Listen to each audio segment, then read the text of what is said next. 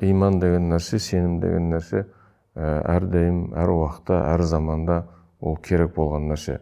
Бұрында керек болған, қазір де керек, алдымызда келешекте де керек болады. Имансыз болмайды.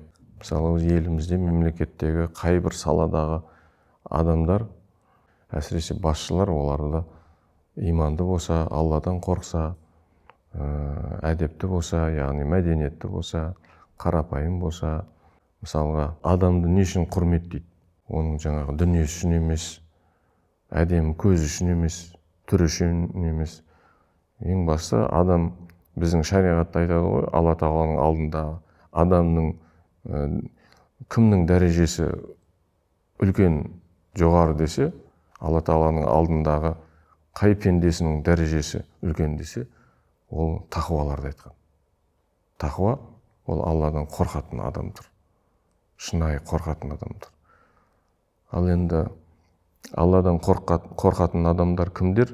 Олар өзінің осы өмірде әрбір өзінің ісіне, істеген ісіне, амалына мен жауап берем ғой. Бұл сұралады. Алла тағала, Құдай тағала менен сұрайды деген пікір, ой, сол адамның тақуалығын, дұрыс адам екендігін, жақсы адам екендігін сол жерден білуге болады екен да. Себебі Алладан қорықпағаннан қорық дейді.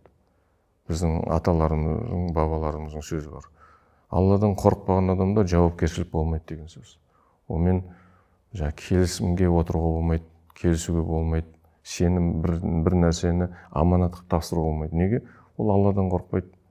Алладан қорықпаған адам ол аманатқа қиянат қыла береді. Ол сөзінде тұрмайды. Неге? Одан жауапкершілік кетеді.